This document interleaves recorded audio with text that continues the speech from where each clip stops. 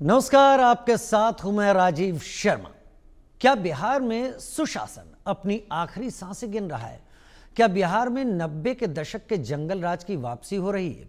क्या विधानसभा चुनाव से पहले बिहार की जमीन और रक्त रंजित होगी? ये सवाल बिहार में रह रहे लोगों के साथ ही सियासी पार्टियां भी उठा रही हैं। लालू प्रसाद यादव के राज में बिहार में क्राइम का ग्राफ किस कदर चढ़ा था, ये पूरा देश जानता है। तब बिहार की पहचान जंगल राज से होने लगी थी। आज एक बार फिर से वही दौर लौटता दिख रहा है। राजधानी पटना में बड़े कारोबारी की सरेआम गोली मारकर हत्या कर दी गई। इसी साल जनवरी से अब तक बिहार में 8 बड़े व्यवसायियों की हत्या की जा चुकी है। किसी को दफ्तर में तो किसी को घर में घुसकर गोली मारी गई, चाकू मारकर हत्या की गई। गोपाल खेमका के बेटे की भी 7 साल पहले दिन दहाड़े गोली मारकर हत्या कर दी गई थी। महज 2 दिन में 8 हत्याओं को लेकर नीतीश राज में सुशासन की जगह जंगल राज को लेकर सियासत भी जोरों पर है। राहुल गांधी ने नीतीश राज में बिहार को देश का कैपिटल क्राइम तक कह दिया, तो तेजस्वी यादव भी कानून व्यवस्था को लेकर हमलावर हैं। कुल मिलाकर बिहार सरकार के ऊपर इस वक्त चौतरफा मार है और बिहार सरकार केवल पुलिस को और एजेंसीज को बुलाकर ये पता लगाने की कोशिश कर रही है कि हालात इतने बिगड़ क्यों रहे हैं, लेकिन ज़मीन पर क्या हो रहा है ये समझ में नहीं आ रहा। गाड़ी रुकी, तस्वीरें आप देख रहे हैं, और वो मोटरसाइकिल वाला निकला, फायरिंग करके निकल गया और वहीं पर खेमका की हत्या कर दी गई। ये सीसीटीवी तस्वीरें हैं, आप देखिए गौर से इन सीसीटीवी तस्वीरों को। उधर बिहार में 8 कारोबारियों की हत्या की बात सामने आ रही है। 4 जुलाई की हम बात कर लें, 2025 पटना में गोपाल खेमका की गोली मारकर हत्या कर दी गई। उधर 22 जून 2025 में पटना के जमीन कारोबारी अंजनी सिंह की गोली मारकर हत्या कर दी गई। 19 जून 2025 नालंदा में जमीन कारोबारी रजी अहमद की हत्या कर दी गई। मई 2025 भागलपुर के किराना व्यवसायी विनय गुप्ता की हत्या कर दी गई। मार्च 2025 मुजफ्फरपुर में रियल एस्टेट कारोबारी रमेश चंद्रा की हत्या कर दी गई। अप्रैल 2025 गया में नामी ज्वेलर संजय अग्रवाल की दुकान लूटने के बाद हत्या कर दी गई। मार्च 2025 की बात करें तो एशिया हॉस्पिटल की मालकिन सुरभि की हत्या कर दी गई।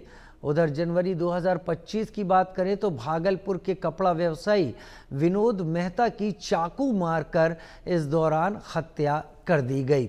एक के बाद एक हत्याएं, और ये जो सीसीटीवी तस्वीर आप देख रहे हैं, गोपाल खेमका की गाड़ी आकर जैसे ही रुकती है, पहले से इंतजार कर रहा मोटरसाइकिल सवार बेतहाशा गोली बरसाता है और हत्या करके निकल भागता है। गाड़ी की ड्राइविंग सीट पर ही Gopal Khemka on the spot मौके पर ही मारे जाते हैं।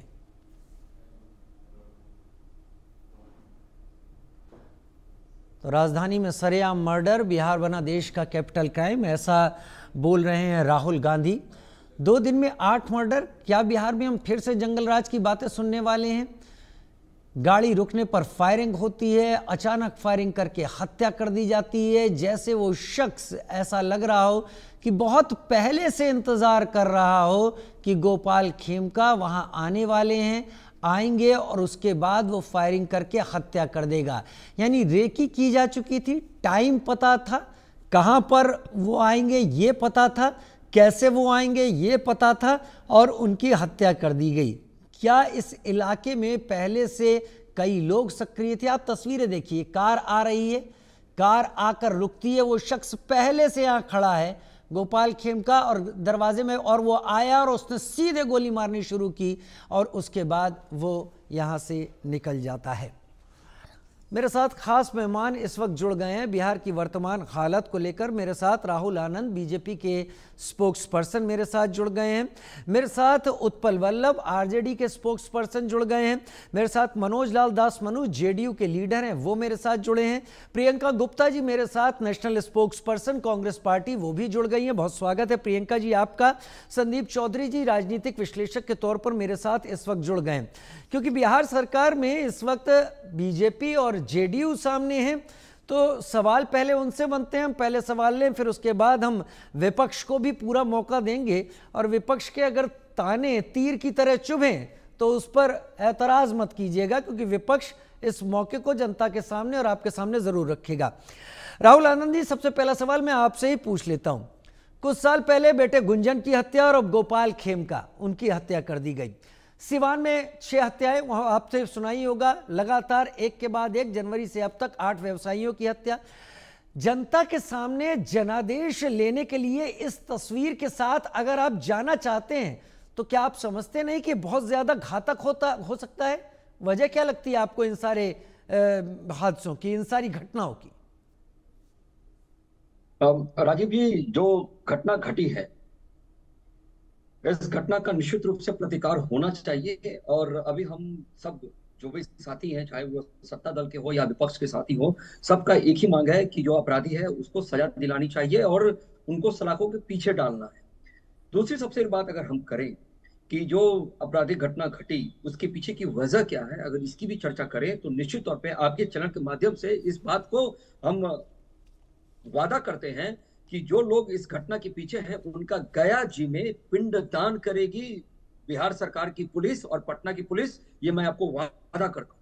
दूसरी बात अगर करें बिंदु भर तरीके से अगर बात करें तो निश्चित तौर पे जो घटना घटी है इसके पीछे की जो पृष्ठभूमि है इसकी जांच की जा रही है। और बहुत जानकर खेद होगा कि अब तक किसी भी तरह के मामले खेमका परिवार की तरफ से दायर नहीं किए गए। एक एफआईआर की गई है, लेकिन जो आपसी रंजिश या दुश्मनी की जो बातें आई है वो कहीं से कुछ निकल कर नहीं आई है। इन्होंने पुलिस को कभी पूर्व में सूचित में नहीं किया था कि उनकी जान माल की कोई समस्या है, उससे संबंधित कुछ परेशानी का सामना कर रहे हैं। दूसरी बात अगर हम बात करें तो पुलिस प्रशासन जो पहुंचने वाली जो बात थी उसकी बीच में अगर हम बात करें तो जब ये घटना घटी, जब ये वारदात घटा, तो इनके परिजन एक कंकरबाग के निजी अस्पताल में लेकर आते हैं और अस्पताल के द्वारा कंकरबाग थाने को किया जाता है। और जी राहुल आनंद जी, मैं चाहूंगा आपको रोकना, मैं पहले रिपोर्ट जनता के सामने रख दूं, लेकिन मुझे पता नहीं क्यों ऐसा लग रहा है कि आप एक घटना को लेकर जवाब सामने रख रहे हैं।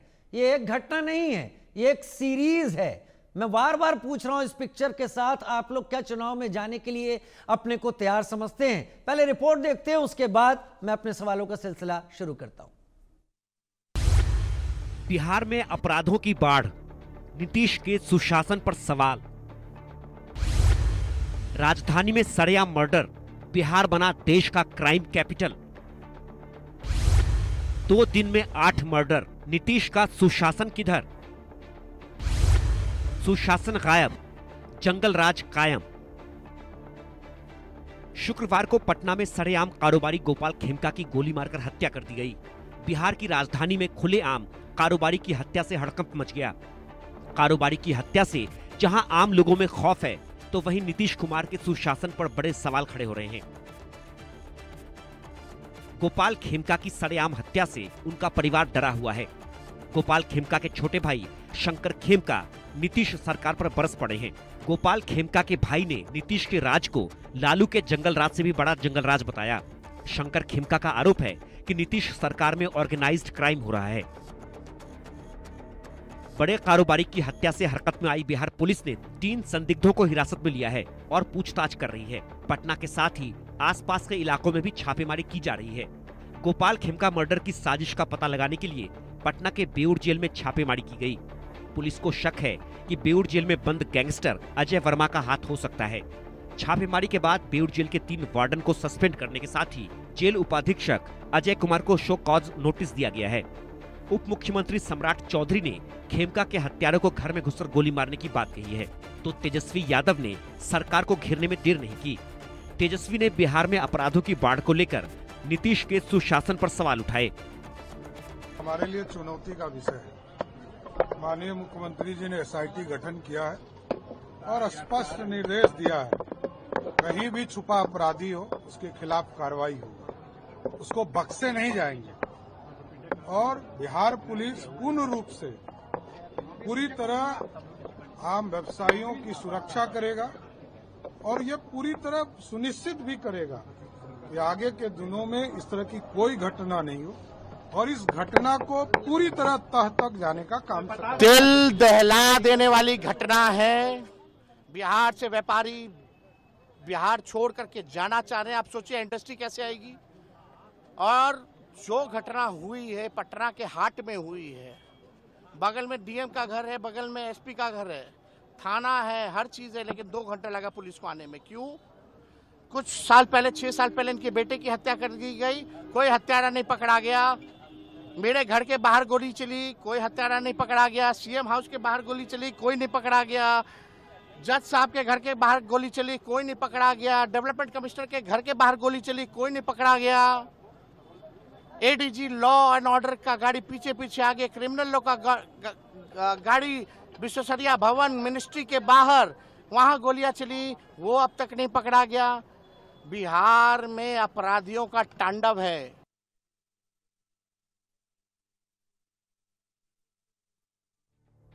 कांग्रेस भी नीतीश सरकार को आड़े हाथों ले रही है।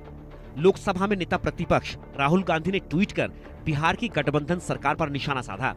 राहुल ने सोशल मीडिया प्लेटफॉर्म एक्स पर लिखा, पटना में व्यवसायी गोपाल खेमका की सरेआम गोली मारकर हत्या ने एक बार फिर साबित कर दिया है, भाजपा और नीतीश कुमार ने मिलकर बिहार को भारत की क्राइम कैपिटल बना दिया है। आज बिहार लूट, गोली और हत्या के साए में जी रहा है। अपराध यहाँ नया नॉर्मल बन चुका है और सरकार पूरी तरह नाकाम। बिहार के भाइयों और बहनों, यह अन्याय अब और नहीं सहा जा सकता। जो सरकार आपके बच्चों की सुरक्षा नहीं कर सकती, वह आपके भविष्य की जिम्मेदारी भी नहीं ले सकती। हर हत्या, हर लूट, हर गोली एक चीख है बदलाव की। अब वक्त है एक नए बिहार का, जहां डर नहीं, तरक्की हो। इस बार वोट सिर्फ सरकार बदलने का नहीं, बिहार को बचाने का है। राहुल गांधी ने बिहार में कानून व्यवस्था पर तो हमला बोला, लेकिन वोटर्स को चुनावी ज्ञान देकर सियासत भी कर गए। नीतीश राज पर सवाल उठे तो जेडीयू ने भी पलटवार कर 90 के दशक के लालू राज की याद दिलाई। वहीं कांग्रेस ने कहा कि नीतीश राज में बिहार में कानून व्यवस्था पूरी तरह से दम तोड़ चुकी है। 90 और 91 के दौर में अधिकांश व्यापारी पटना, जमशेदपुर, रांची छोड़ चुके थे। हमने उनके पुनर्वास की व्यवस्था की। बात यह है कि लगातार बीच राजधानी के जिस तरह से कानून व्यवस्था खत्म होती जा रही है, वो बलात्कार हो, वो हत्याएं हो, वो लूटपाट हो, पुलिस तक पर हमला हो, ये गुंडा राज नहीं है तो और क्या है। ये एनडीए का, बीजेपी का एक गुंडा राज है और जिससे अब बिहार के लोग त्रस्त आ चुके हैं। उन्हें नहीं चाहिए ये नारेबाजी कि भाई उस वक्त ये, इस वक्त ये। आज की स्थिति ये है कि पूरी तरह से बिहार में कानून व्यवस्था खत्म हो चुकी है। पिछले 2 दिनों के भीतर सिर्फ पटना में कारोबारी की हत्या ही नहीं हुई, बेगूसराय, सीवान, मुजफ्फरपुर में भी अपराधियों ने हत्याओं को अंजाम दिया। बिहार में बीते 4 महीने में 115 हत्या की घटनाएं हुई। हर 25 घंटे में एक हत्या की घटना को अंजाम दिया गया। 2025 में ही 8 बड़े कारोबारियों की हत्या की गई। बिहार में विधानसभा चुनाव होने में बस कुछ ही महीने बचे हैं। चुनाव से पहले बिहार में क्राइम की बाढ़ सी आ गई है। बिहार में बढ़ते अपराध ने नीतीश सरकार के सुशासन की हवा निकाल दी है। Bureau report, India news.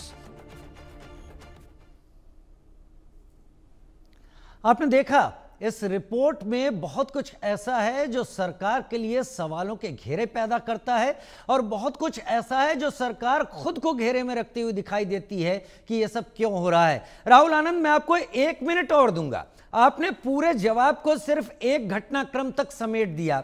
मैं चाहता हूं 4 महीने में 115 हत्याएं और इसी साल में 8 बड़े व्यवसायियों की हत्या।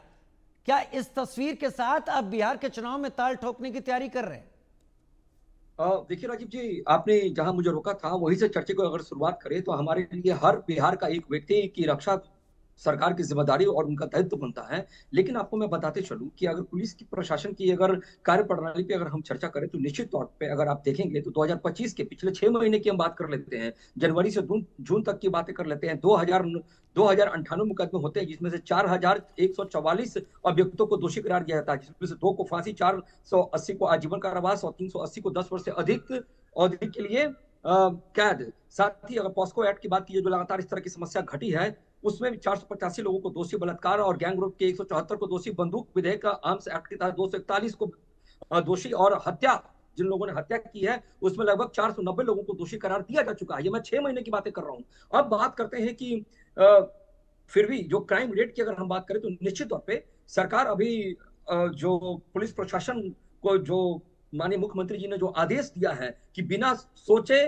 बिना सोचे, बिना ध्यान लगाए कि कौन है, कोई राजनीतिक परिवेश का व्यक्ति है या नहीं है, आप अपनी बुद्धि से काम कीजिए और उनका पिंडदान करिए गया जी में। इसका आधिकारिक रूप से चर्चा की जा चुकी है। अगर आप हमारे बिहार के शीर्ष नेतृत्व के कमान यानी कि जो पुलिस प्रशासनिक के हैं, डीजीपी की अगर बात समझेंगे तो उन्होंने भी कहा है इस बात को कि सारी चीजों को ब्रीफ किया है, कि न्यूज में आकर पीसी करके सारी चीजों को ब्रीफ किया है और बताया है चीजों को कि क्रमबद्ध तरीके से कि हम क्या कर रहे हैं। जिस तरह से 35 SIT गठित की गई है, छापेमारी मारी जा रही है हर जगह से। बुरा मत मानिएगा, मेरी बात का बुरा मत मानिएगा राहुल भाई, आप बहुत यंग हैं और आप अपनी बात बड़े तर्क से यहाँ पर सामने रख रहे हैं, लेकिन मुझे पता नहीं क्यों ऐसा लग रहा है कि आप सरकार को सेव नहीं कर पा रहे हैं।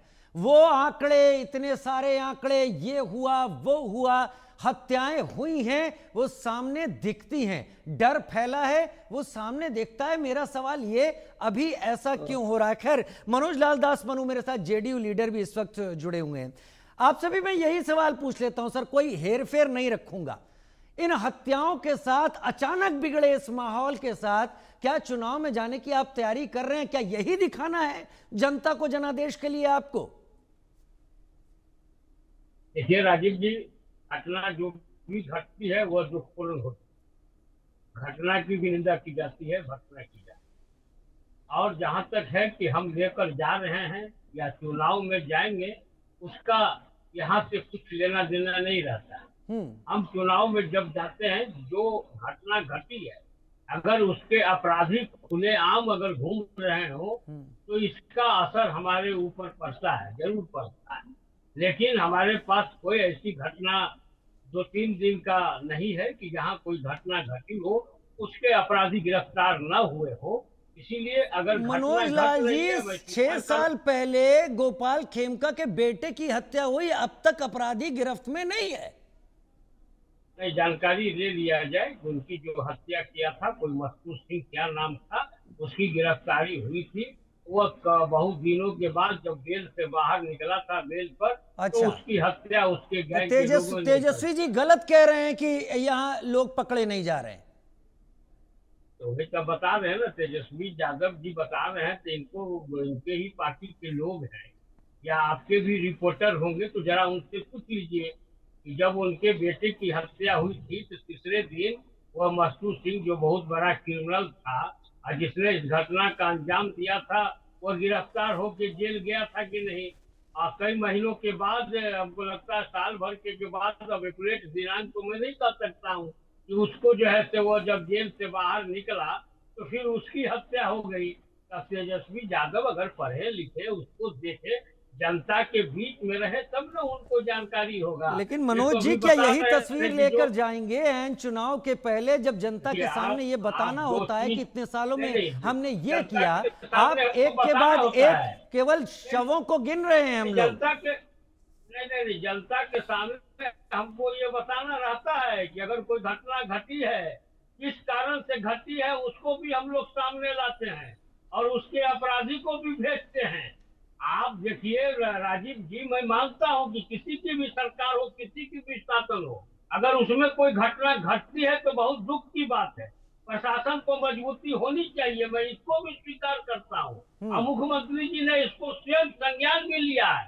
हमारे एडीजे और पटना के एसएसपी और कई पुलिस पदाधिकारी जो है वो दिन रात खाक मांग रहे हैं। कई लोगों को उस पर गिरफ्तार भी किया है। कल संभवतः प्रेस कॉन्फ्रेंस भी होगा इनके बारे में। इसके पूर्व भी जो हत्याएं हुई हैं, किसी के अपराधी बचे हुए नहीं है, सभी लोग की गिरफ्तारी हो चुकी है। कुछ में लोग फरार हैं, उनकी कुर्की जब्ती को हम कर रहे हैं। तो इसलिए ये नहीं कहा जा सकता, जैसे उन्होंने तेजस्वी यादव जी ने जिस तरह से उन्होंने बोल दिया कि फलना का चिल्ला का, तो उनको तो ये भी नहीं पता है कि उनके विधानसभा के ही लगभग बगल में पड़ता है हाजीपुर, और वहां पर खेमका जी की बेटे की हत्या हुई थी, उसके अपराधी गिरफ्तार हुए थे। और जब वो जेल से बाहर निकला तो कुछ दिनों के बाद उसकी हत्या हो गई थी। इनको ये भी नहीं पता है, तो उनसे क्या बात किया जाए? ठीक है, हम लोग तेजस्वी यादव जी को कोई वैल्यू ही नहीं देते हैं, क्योंकि उनका बातें इस तरह का होता अरे दे है, दीजिए उनके- वैल्यू, मैं तो उनके ये बातों- कहूंगा वैल्यू नहीं, दे उनके- दीजिए तेजस्वी जी को, निंदक नियरे राखिए। क्यों वैल्यू देंगे? अगर वैल्यू अरे दे ठीक देंगे है, तो उनका- आपको तैयारी में आसानी होगी। खैर मैं हमारी एक तैयारी मिनट, ठीक है, उत्पल राजू जी, उत्पल आगे देखिए। उत्पल वल्लभ आरजेडी के स्पोक्स पर्सन मेरे साथ इस वक्त जुड़े हुए हैं। उत्पल भाई, गांधी मैदान के नजदीक पुलिस और एडमिनिस्ट्रेशन की मौजूदगी वाला ये एरिया है, यहां पर वारदात करने का मतलब डर क्या होता है, क्या नहीं होता? अपराधियों ने इतना तो बता दिया। देखिए, सरकार का जो इकबाल है वो बिल्कुल खत्म सा हो गया है।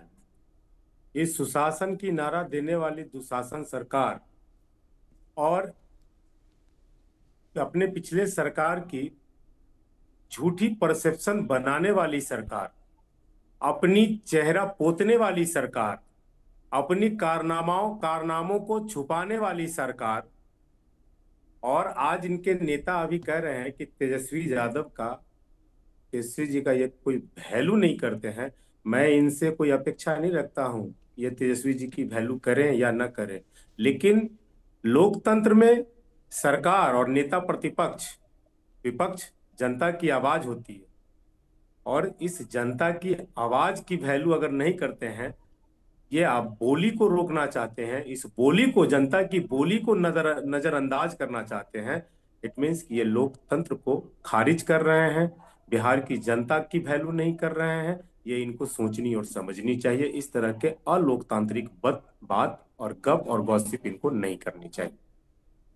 रही बात ये जो इनके लॉ एंड ऑर्डर है, तो इनके लॉ एंड ऑर्डर बिल्कुल हाथ से निकल सा चुका है, क्योंकि गृह विभाग जैसे विभाग मुख्यमंत्री के अधीन है और मुख्यमंत्री अचेत अवस्था में है, और चंद नेता और चंद थके हुए नेता और रिटायर अधिकारी, नेता वैसे नेता विशेष तौर पे जो भाजपा के द्वारा जदयू में डिप्यूट करके काम पे लगाए गए हैं, और रिटायर अधिकारी अपने अपने बाल बच्चों को सेट करने के लिए, बिहार सरकार की संसाधनों को लूटने के लिए पूरी तरह से सत्ता का इस्तेमाल करती है। उनको बिहार की जनता से कुछ मतलब नहीं है, अमन चैन से मतलब नहीं है, उनको लॉ एंड ऑर्डर से मतलब नहीं है, और नीतीश जी अचेत अवस्था में हैं, उनको कुछ नहीं मालूम है कि क्या बिहार में हो रहा है।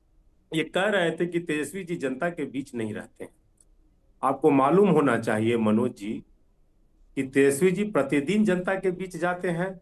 आप मीडिया में देख लीजिए, सोशल मीडिया में देख लीजिए, कार्यक्रम में देख लीजिए, या फिर जनता के बीच सड़क पर आप उतरिए, तेजस्वी जी आपको नजर आ जाएंगे। आपको आईना दिखा दिया जाएगा, आपकी अपनी गंदी चेहरा दिख जाएगी। चेहरा गंदी है और आईना साफ करने की जो आपकी जो आदत है, ये जो ना इस आईना साफ करने से चेहरे साफ नहीं होंगे, चेहरा गंदा है आपका, इसको जान लीजिए। और आंकड़े अभी टीवी पर आपने देखा, और बहुत ऐसे आंकड़े हैं। बताइए, क्या मुख्यमंत्री आवास और सचिवालय मुख्यालय के महज 100 मीटर के रेडियस में विश्वेश्वरैया भवन नहीं आता है, जहां एडीजी के गाड़ी के आगे ठाए ठाए गोलियां बरसाते हुए वीडियो जारी हुए, नेता प्रतिपक्ष के आवास के सामने गोलियां चली, एक अन्य मार्ग के सामने गोलियां चली, डीएम आवास के सामने खेमका जी की हत्या कर दी गई, खेमका जी के पुत्र के कुछ वर्ष पहले हत्या कर दी गई, और नित्य दिन व्यवसायियों की हत्या हो रही है। कोई व्यवसाय सुरक्षित नहीं है, नए व्यवसायी इसमें यहाँ काम करना पसंद नहीं कर रहे हैं। नौजवान जो है वो हक हुकूक के लिए कहते हैं तो लाठी बरसाए जाते हैं। महिलाएं दिन में भी असुरक्षित है। पहले ये लोग झूठा परसेप्शन बनाते थे कि शाम के बाद महिलाएं नहीं निकलती थी, महिलाएं दिन में भी असुरक्षित है। और जितने भी हत्याएं हो रही है, जितने वीडियो जारी हो रहे हैं, जितने सीसीटीवी कैमरा में जो कैद हो रही है घटनाएं, ये पहले तो ये परसेप्शन बनाते थे, झूठा परसेप्शन जंगल राज का, तथाकथित जंगल राज का झूठा परसेप्शन, जिसमें ये कहते थे कि शाम होते लोग नहीं निकलता था। ये सारे वीडियो प्रमाण के तौर पे दिन दहाड़े है, दोपहर का है, इस पर इनको सफाई देनी चाहिए, अपने आप में सुधार लाना चाहिए। तो उल्टा ये प्रतिपक्ष को कोसने में लगे हैं। ठीक है, वो बिहार की जनता भी प्रतिपक्ष देख को रही है, कोस आने वाले रहे चुनाव में हैं, इनको अपने पूरी तरह आप से में सबक सुधार सिखाएं। अगर ले आएंगे तो फिर आप भी उस चीज को उस जोश के साथ नहीं शायद रख पाए। लेकिन ये गलतियां जो हो रही हैं, मैं प्रियंका जी को लाऊंगा, नेशनल स्पोक्स पर्सन है कांग्रेस पार्टी की, और इन चीजों को महसूस कर रही होंगी। हमेशा हत्या पर राजनीति होती है नहीं होती है, इस बीच में मैं नहीं पढ़ना चाहता, लेकिन प्रियंका जी ऐसा लगता है कि अपराधियों की प्लानिंग कहीं ज्यादा मजबूत है और पुलिस का रिस्पॉन्स टाइम और नई तकनीक, ये सारी चीजें उतनी इफेक्टिव नहीं है, नहीं तो ये सीरीज हत्याओं की शायद नहीं दिखती। क्योंकि राजीव जी, सबसे पहले तो मैं कहूंगी कि जो खेमिका जी की हत्या हुई है वो पूरी तरीके से आज व्यापारी वर्ग नाराज भी है और साथ में डरा हुआ भी है। बिहार में जिस तरीके की बात की जा रही है कि अभी 2 दिन में लगातार 8 लोगों की हत्या हुई। अभी यहाँ पर मनोज लाल जी बड़ी बड़ी जो है मतलब कॉलर ऊंचा करके बता रहे थे कि जो उनके बेटे की हत्या लगभग 6 साल पहले हुई थी, उसमें एक अपराधी पकड़ा गया और वो अपराधी छोड़ भी दिया गया और उस अपराधी की भी हत्या हो गई। मतलब आप जंगल राज और सुपर जंगल राज का मतलब समझ रहे हैं कि मतलब कितनी वो साफ वही से ये चीज खुद एक्सेप्ट कर रहे हैं कि किस तरह से अपराधी पकड़ा गया, फिर छोड़ा गया, फिर अपराधी को ही गोली मार दी गई। तो ये तो हालत है, अब इनसे क्या कहा जाए। उसके बाद भी अपने कॉलर ऊंचे कर रहे, शर्म नहीं आ रही ये बात बताते हुए इन्हें कि बिहार में जो है इनकी जो सरकार है उसमें पूरी तरीके से एक कहना चाहिए कि जो बिहार है उस पूरे बिहार को इन्होंने क्राइम कैपिटल बनाकर रख दिया है। दिन दहाड़े लोगों की हत्या हो रही है। आप एडीजी कह रहा है कि पुलिस वालों पर हमला हो रहा है, जो बहुत ही मतलब चिंता का विषय है। पुलिस वालों की हत्या आपने देखी सीवान में किस तरह से तलवारों से हत्या कर दी गई काट के। उससे पहले अगर हम बात करें तो कटिहारी में प्रॉपर्टी डीलर की हत्या की गई, फिर पटना स्टेशन के सामने दिन दहाड़े गोलियां चली हैं, मुजफ्फरपुर में शिक्षक का मर्डर हो गया। ये सारे मर्डर हैं जो दिन दहाड़े हो रहे हैं, वो भी पटना जैसी जगह पर जो बड़े बड़े आपके शहर हैं वहां पर हो रहे हैं। मतलब आप गाँव में अंदाजा लगा सकते हैं कि गाँव में क्या स्थिति होगी। मैं सिर्फ इतना पूछताछ चाहती हूँ, जो सुशासन का दम भर रहे थे वो आज रक्त रंजित बिहार पर क्या कहेंगे। आप पटना की जनता से, आप बिहार की जनता से, कटिहारी की जनता से, मोतिहारी की जनता से क्या माफी मांगेंगे? क्या आप पूरी तरीके से नाकाम है, आपका प्रशासन निकम्मा है और आपका प्रशासन एडीजी जो खुद एडीजी लॉ एंड ऑर्डर है उनके सामने गोलियां चल रही हैं, अपराधी गोली मारकर चले जा रहे हैं। और ये घटना स्थल जो है आप समझिए कितनी प्राइम लोकेशन पर था।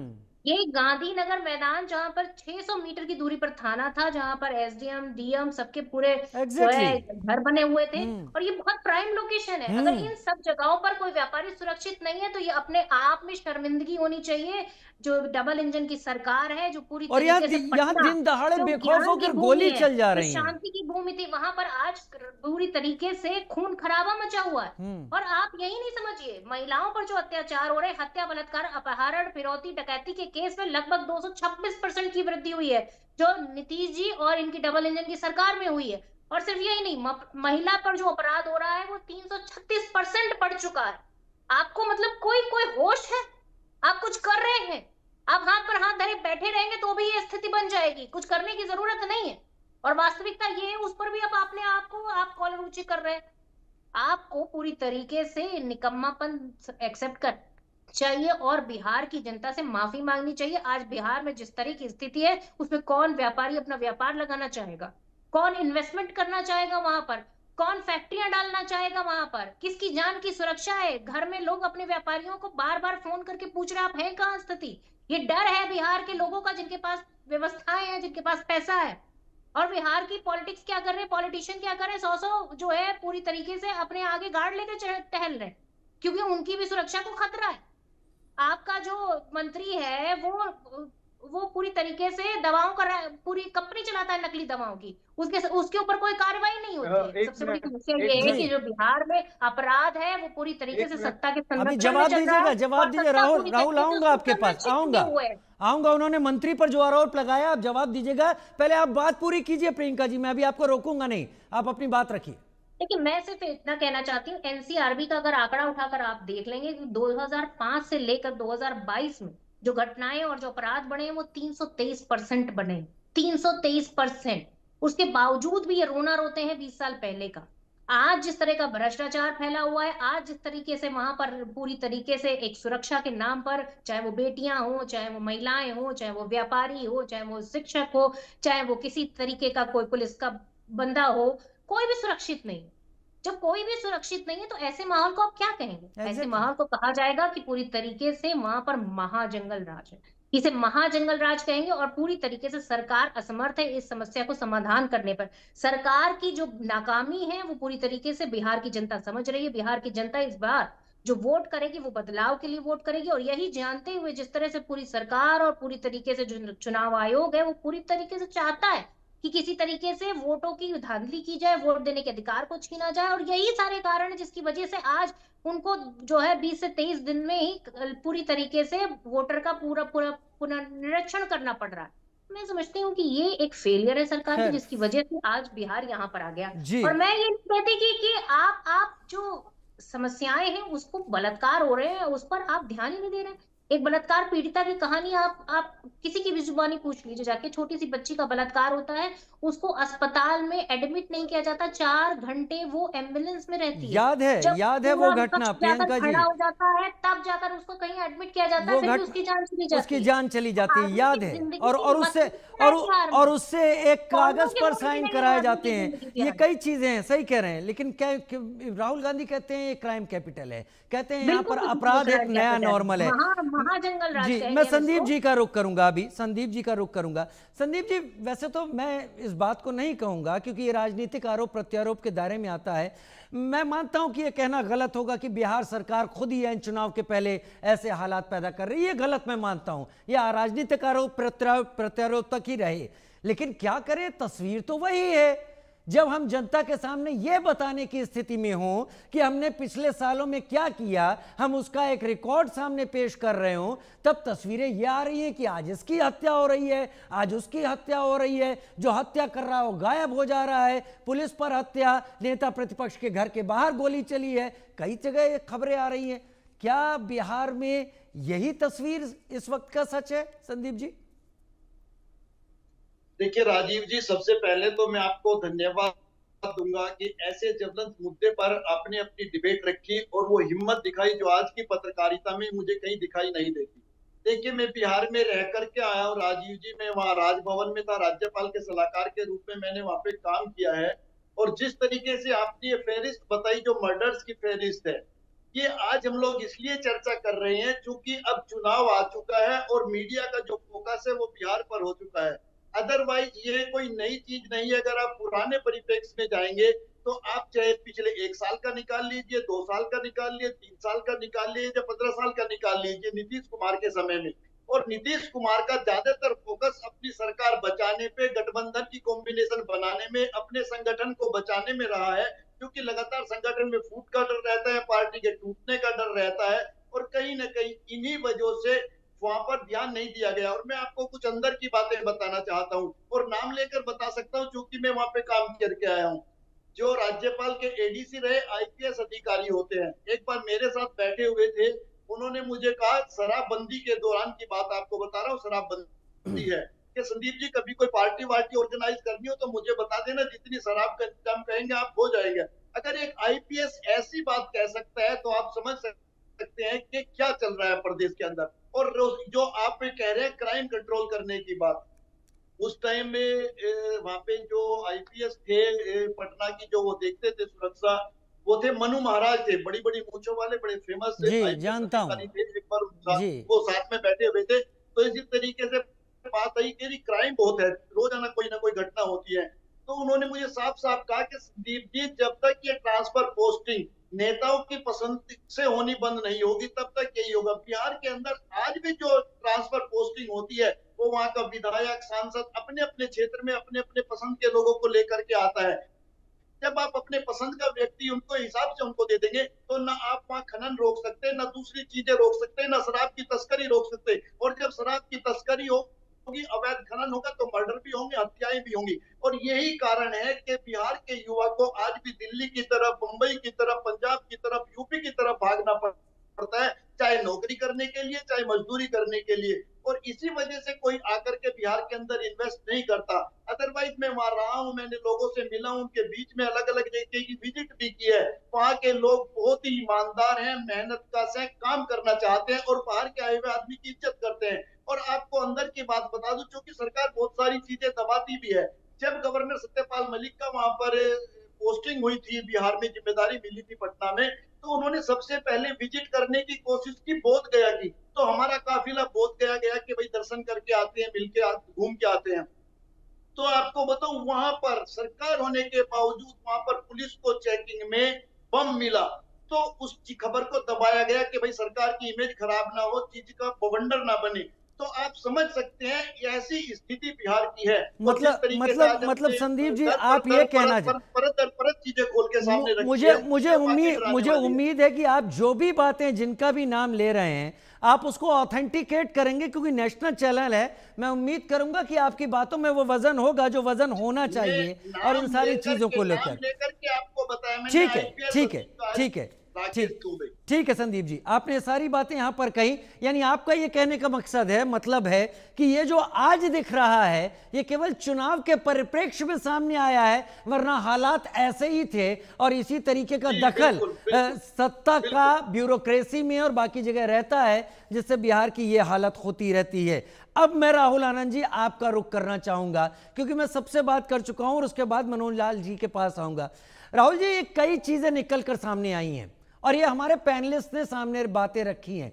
संदीप जी जो बात कह रहे हैं वो राजभवन में रहे हैं, उन्होंने काम किया है। प्रियंका जी ने जो आरोप लगाए हैं, वो प्रियंका जी अपनी बात को वहां रख रही हैं, नेशनल स्पोक्स पर्सन है। मैं मानता हूं, यकीन करता हूं, उन्होंने पूरी ध्यान से और समझदारी के साथ उन बातों को रखा होगा। क्या बिहार में यही होता रहा है राहुल आनंद जी, और आज केवल इसलिए सामने आ रहा है कि चुनाव है?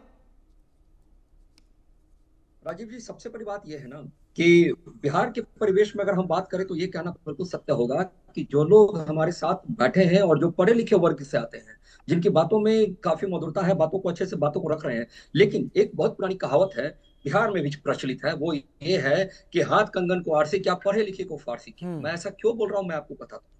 देखिए, अभी मैं कांग्रेस के नेशनल पर्सन को, स्पोक्स पर्सन को सुन रहा था, बड़ी ध्यान से सुन रहा था। वो जो आंकड़े पेश कर रही थी कि बिहार में इस तरह से हुआ, बिहार में उस तरह से हुआ। लेकिन मैं आपको बता दूं कि उन्होंने जो आंकड़े पेश किए, सबसे पहली बात तो वो आंकड़े सही नहीं है। उन्होंने एनसीआरबी का हवाला दिया है। मैं बता जी, मैं आ रहा हूँ, मुझे समझ लीजिए, मैं सुन रहा था, इसमें मैं पेन डाउन कर रहा था। सुनिए, मैं आपसे एक बात ये पूछना चाहती हूँ, एनसीआरबी का आंकड़ा 2021 में बिहार में 15,359 के ऊपर कार्रवाई हुई है। सुनिए, और वो भी मैं बता देती हूँ, प्रियंका जी मेरी बात सुनिए, फिर आप कहिए, मेरी बात सुनिए। 2021-22 की अगर हम बात करें, हुए हैं वो 3 अरे सुनिए तो सही, मैं आपको बता रहा हूँ, मैं आप ही को बता रहा हूँ। 2021,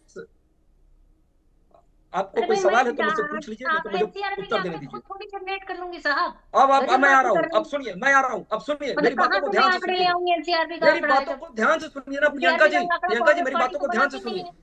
प्रियंका जी, आपने प्रश्न किया है, मेरी बातों को ध्यान से सुनिए, मेरी बातों को ध्यान से देखिए। जब एक्सपोज हो जाएंगे ना, तो आप निश्चित तौर पे आप ऐसी बातें करेंगे जिसका कोई आधार नहीं होगा। वो आप राहुल गांधी जी की तरफ प्रेरित मत होइए, प्लीज मेरी बात सुनिए। राहुल गांधी जी की तरह आप अपने आप को मत प्रेजेंट करिए, मत प्रेजेंट कीजिए। मैं आपको कह रहा हूँ ना, राहुल गांधी जी की तरह आप अपने आप को प्रेजेंट मत कीजिए, नहीं कीजिए, मैं कह रहा हूँ ना। आप सुनिए मेरी बात, अरे मेरी बात तो सुनिए, आप ये बताइए, आपकी सरकार में मेरी बात तो सुनिए प्रियंका जी। प्रियंका जी, आपने प्रश्न किया, मैंने बताया ना, मैं आपने प्रश्न किया, मुझे उत्तर देने दीजिए। आपने प्रश्न किया, मुझे उत्तर देने दीजिए, उत्तर देने दीजिए ना। मैंने आपको एक्सपोज कर दिया है, इसलिए आप, मैंने आपको एक्सपोज कर दिया है, इसलिए आप बमक रही हैं। ये जो गुस्सा है जायज है, ये गुस्सा जायज है। देखिए, मैं तथ्यहीन बातें नहीं करता, मैं तथ्यहीन बातें नहीं करता। मेरी बात सुनिए, मेरी बात सुनिए, आपने बहुत गंभीर। ठीक है, माफी के साथ इंटरवीन करता हूं, माफी के साथ इंटरवीन करता हूं। राहुल जी अपनी बात पूरी करें, लेकिन प्रियंका जी को हक होगा, वो आपको रिबट करेंगी आगे। उन्होंने एनसीआरबी का हवाला दिया है।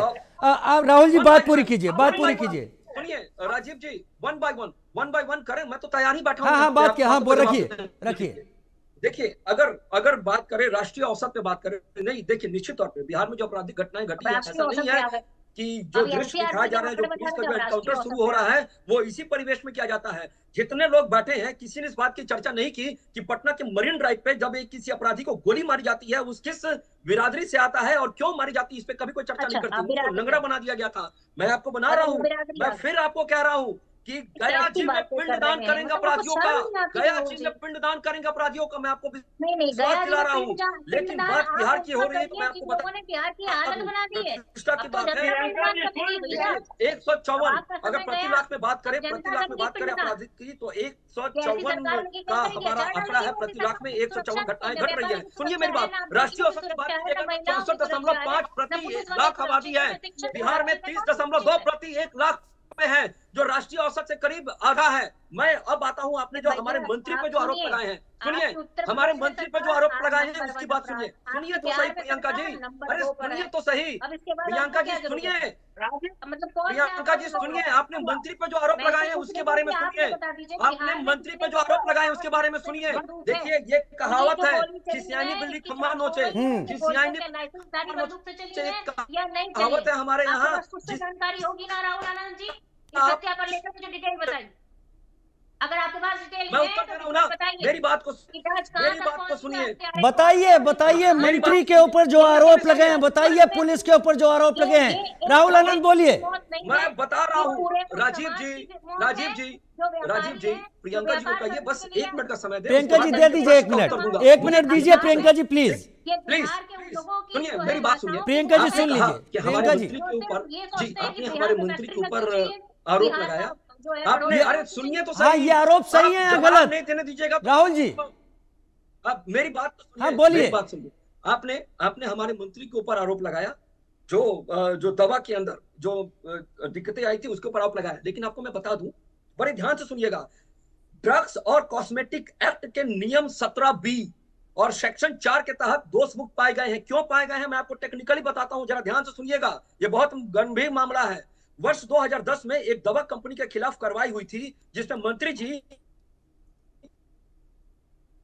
केवल उस कंपनी के प्रोडक्ट और मार्केटिंग से जुड़े हुए थे। और मैं आपको बता दूं, जब मैन्युफैक्चरर होता है और उसमें जो केमिकल का जो परसेंटेज की बात की गई थी वो लगभग 92% पाया गया है। और भारत सरकार का जो नियम है उसके नियम के तहत ये कहा जाता है कि जिसमें 90 से ऊपर, नया नियम की बात करता हूं, जो 90 से ऊपर अगर कोई परसेंटेज आता है तो वो दवा को 100% माना जाएगा। और इसको चैलेंज मंत्री जी ने किया है और बजाबते प्रेस कॉन्फ्रेंस किया है। और मैं आपको और बताता हूँ, आपके चैनल के माध्यम से इस बात को कहता हूँ, माननीय मंत्री जी ने एक बात कही है कि हम मानहानि का केस करेंगे। तैयार रहिए आप लोग, तैयार रहिए आप लोग। मार्केटिंग वाला जिस तरीके का है कि आपके मंत्री उस पर कार्रवाई की जाएगी।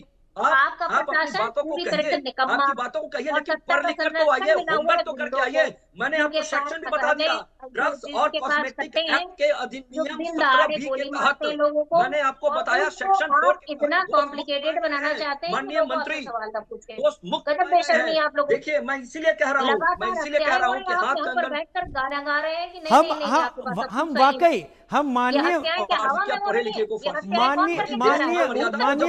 की तो बिहारियों का मान कैसे कर सकते हैं? क्राइम कैपिटल बोलकर बिहारियों का मान कैसे बढ़ा सकते हैं? अच्छा ठीक है मनोज लाल जी, क्राइम कैपिटल कहा है। नेता प्रतिपक्ष राहुल गांधी जी ने कहा है। 1 मिनट राहुल जी प्रियंका जी मौका दूंगा 1 मिनट। मनोज जी से ले लूं जरा। मनोज जी क्राइम कैपिटल कहा है राहुल गांधी ने, अपराध के बारे में कहा ये नया नॉर्मल है, क्या वाकई ये तस्वीर है? जरा सा राहुल गांधी के ट्वीट को पढ़िए ना, वो तो उसमें लिख रहे हैं कि शाम में क्या उनको हत्या हुआ, जिनको जानकारी भी नहीं है कि कब हत्या हुई थी, उस व्यक्ति को आप क्या तो ये 4 महीने में 115 हत्याएं, 8 बड़े कारोबारियों की हत्या गलत है क्या? उस 15 गिरफ्तार नहीं है, कौन हत्यारे नहीं गिरफ्तार है, ये हमको बताइए ना। कौन घटना के हत्यारे नहीं गिरफ्तार है, ये बताइए ना। अगर आप सरकार में जब विधायक को गोली मार दिया गया था, भुला नहीं क्या? जब सरकार में थी बिहार में अशोक सिंह विधायक को गोली मार दिया गया था, उस समय कितने दिन के बाद गिरफ्तारी हुई थी? क्या ये भी तो लोगों को बताइए ना, ये भी बताइए ना कि आपके पार्टी के नेता महिला को नहीं जाता आप लोगों से, उसके बाद आप बैठकर ट्वीट पढ़ते घूमते हैं। आप लोग ट्वीट पढ़ लिया है तो कम से कम शर्म करिए।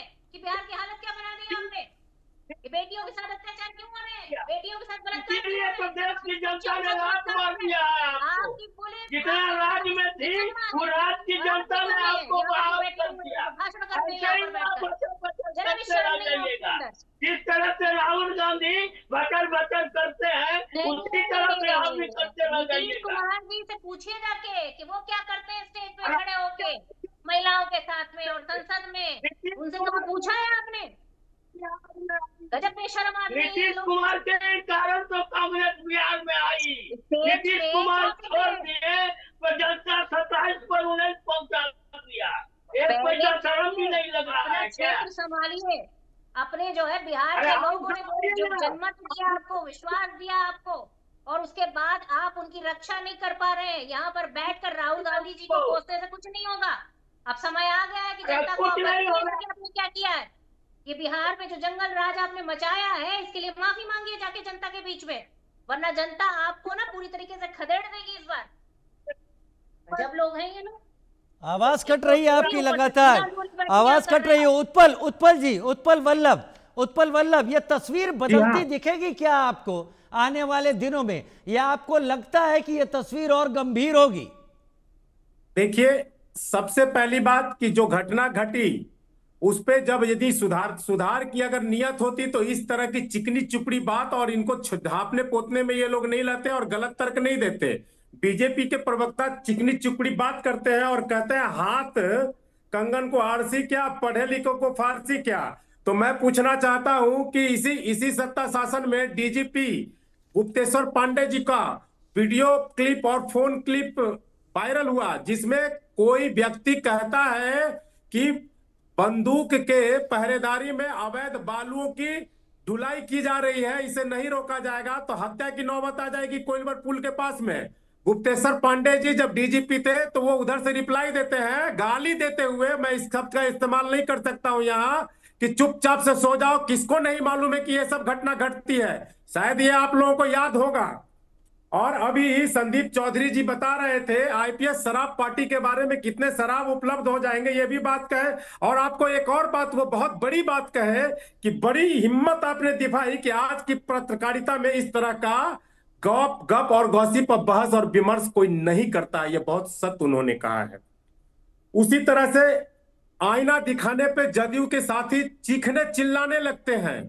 चीखने चिल्लाने से नहीं होगा, सच्चाई को यकीन कीजिए और आईना मत पोछिए, सुधार लाइए, अपने चाल चरित्र चेहरे में सुधार लाइए।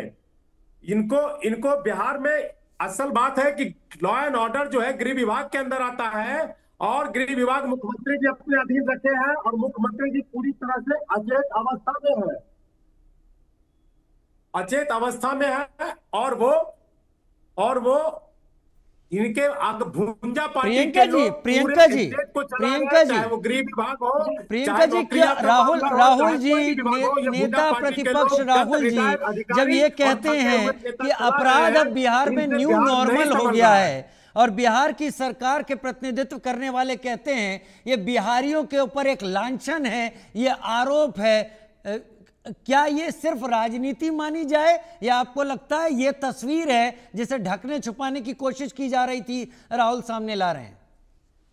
देखिए राजीव जी, मैं समझती हूँ कि ये मुद्दा जो है ये कोई छोटा मुद्दा नहीं है। लगातार हत्याएं अगर हो रही हैं तो ये चिंता का विषय है। ये चिंता का विषय सिर्फ पॉलिटिकल पार्टीज के लिए नहीं बल्कि एक व्यापारी के लिए भी है, एक टीचर के लिए भी है, एक पुलिस वाले के लिए भी है, एक आम नागरिक के लिए। आप बताइए कि अगर जो कोई सुरक्षा सबसे पहला इशू होता है, अगर सुरक्षा नहीं होगी तो वहां पर क्या बिजनेस होगा, क्या व्यापार होगा, क्या रोजगार होगा। हकीकत ये है कि आज पूरे बिहार में जिस तरह से पलायन हो रहा है और सरकार पूरी तरीके से हाथ पर हाथ धरे बैठी है, इन सारे इंसिडेंट के बाद कौन वहां जाकर फैक्ट्री लगाएगा? तो ये पूरी तरीके से ये एक कुचक्र है जो लगातार चलता चला जा रहा है कि कोई वहां इन्वेस्टमेंट करने के लिए रेडी कैसे होगा जब तक उसको सुरक्षा नहीं मिलेगी। बस इतना ही समय। राहुल जी, अगर बिजनेस चला गया तो मजदूर के हाथ में काम, लोगों के पेट में दाना, वो कैसे आएगा? मैं ये नहीं कहता कि ये आप लोग कर रहे हैं, सरकार कर रही है, कोई सरकार अपने नागरिकों को मरने के लिए नहीं छोड़ती, मेरा इस पर यकीन है, लेकिन चित्र तो वही आ रहा है ना। क्या पता आगे आने वाले दिनों में भगवान ना करे ऐसी कोई घटना और सामने आ जाए, फिर क्या जवाब होगा? देखिए, जो आज हमारे विपक्ष के साथी अपनी बातों को रख के जो बातों को बुलंद कर रहे हैं, हौसलाओं का जो हौसला अफजाई हो रहा है, वो सिर्फ इसलिए हो पा रहा है क्योंकि हमारी सरकार में 2005 के बाद लगभग जो भी घटनाएं होती है वो पंजीकृत हो रही है। इनके शासनकाल में तो वो पंजीकृत होता ही नहीं था, वो तो सेटलमेंट फ्रॉम सीएम हाउस था। लेकिन अगर बात करें बिहार के और बिहार वासियों के बारे में, तो मैं आपको बता दूं कि निश्चित तौर पे एक बड़ा चैलेंज जो सरकार लेकर रखी है, और जो कुछ दिनों में आप एकदम आश्वस्त रहिए मेरे माध्यम से कि कुछ दिनों में निश्चित रूप से आपको देखने को मिलेगा, ऐसा प्लान एक्शन देखने को नजर आएगा कुछ दिन बाद। राहुल जी, मुझे पूरी उम्मीद है कि बीजेपी और आपकी सरकार इस बात को समझ रहे होंगे कि ये जो तस्वीरें आ रही है ये आपके चेहरे को गंदा कर रही हैं। जी बिल्कुल राजीव जी, और जहां तक राजीव जी, आपकी आवाज कट रही है, आपकी आवाज कट रही है मनोज लाल जी, मैं आपका ही रुख कर लेता हूं, अभी आवाज कट रही है राहुल जी। जरूर राजीव जी, मैं आपकी बात को मैं स्वीकार करता हूं। ये कहा कि इसको हमने चुनौती से लिया है, लेकिन जिस तरह से आज विपक्ष अनर्गल प्रलाप कर रही है, जिनको ये भी पता नहीं है कि रात में हत्या हुई कि शाम में हत्या हुई, और ट्विटर बॉय जैसे ट्वीट लिखते हैं, जिनको ये भी नहीं पता है कि किस अपराध के 11 बजे हत्या हुई गांधी मैदान से 600 मीटर पर जहाँ पर थाना था वहाँ हत्या हुई। और बाकी डिटेल मैं आपको दे देती हूँ, पर हत्या हुई साहब, उस हत्या की जिम्मेदारी कौन लेगा? सुरक्षा होनी चाहिए थी कि नहीं होनी चाहिए थी? ये जो खुलेआम गुंडे पिस्टल लेके टहल रहे हैं, इनका जिम्मेदार कौन है? आप है जिम्मेदार, आपकी सरकार है।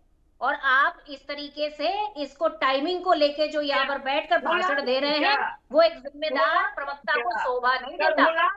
आपकी सरकार है इसीलिए आप निश्चित रहिए, आपका दाल नहीं गलने वाला है। राहुल अरे भैया, दाल आपकी गल गई है और सड़ गई है, पक गई है, फेंक देंगे इस बार बिहार की जनता आपकी दाल ही खा खा के आपने खा गए बिहार को। आपको उसको सब कुछ रहता है, पूरी दाल काली है क्या प्रियंका जी? अरे भाई, पूरी दाल ही काली है, ये पूरी दाल ही काली कर चुके हैं। जिस तरीके से बिहार की जनता आज पूरी तरीके से त्रस्त है, पलायन करने पर मजबूर है, वोट नहीं देना चाहते, उसका हक छीनना चाहते हैं। ये सीधे सीधे साफ साफ जाहिर करता है कि महिलाएं सुरक्षित नहीं है, वहां पर रोजगार वहां पर है नहीं। ये जिन बातों को इन्होंने कहा कि हम जो है मोतिहारी में खुलवा देंगे, वो चीनी मिल कुछ तरीके से बिक गई। किसने खरीदा, इनसे पूछिए, इनके नेताओं ने खरीदा। पूरी तरीके से नेता आपको जो है संरक्षण दे रहे हैं, प्रशासन संरक्षण दे रहा है, इसीलिए ये हत्याएं, मर्डर और अपराध बढ़ते चले जा रहे हैं। उसके बाद एक्सेप्ट करने को तैयार नहीं, और ये इसी तरीके से लड़ रहे बैठे। मैं समझ रहा हूँ, एक मिनट सुन ले, पर इनको ये याद आ रहा है कि टाइमिंग क्या थी। मनोज जी को सुन लेते हैं। मनोज जी, ये तस्वीर कितनी जल्दी बदलती है आप देखते हैं मनोज जी, क्योंकि आप सरकार के प्रतिनिधि हैं? क्या बदलेगी? अब इनको बदलने का टाइम आ गया, अब यही बदलने जाएंगे। जनता ने पूरा मन बना लिया है कि दिल्ली को बदल भुला गए क्या? एक आईएएस के पदवी के साथ करते रह गए, रेप करते रह गए, बोलते शर्म लग रहा है ये लोगों को। अरे भाई, हत्याएं आपसे रुक रही, बलात्कार आपसे रुक नहीं रहे, अपहरण आपसे रुक नहीं रहे, उस समय इनको बोलते हुए लग रहा है क्या? ये मुख्यमंत्री प्रोजेक्ट करते हैं, जिनका पार्टी का राष्ट्रीय अध्यक्ष सजा याफ्ता हो, उस व्यक्ति को आप क्या कर सकते हैं? क्या आप उससे आशा रखिएगा? चोर को ही नजर न आवेगा, अरबों रुपया का तरह आ गया, तो इसको कुछ दरकार आया क्या? बेटी के नाम पर किडनी लेके बेटी को जो फूल गिर रहे हैं, ये किसकी सरकार में गिर रहे हैं? बनते बाद में चलिए मैं राजनीति से अलग खुद को रखता हूं। मैं उम्मीद करता हूं कि बिहार में यह दौर थमना चाहिए। मैं उम्मीद करता हूं सरकार जो भी हो सुरक्षा का भाव पैदा करे, और पैदा होना भी चाहिए। चुनाव और मुद्दों पर लड़े जाएं, बहुत बेहतर होगा, लेकिन लोगों की जा रही जान रुकना सबसे पहले जरूरी है। बहुत धन्यवाद।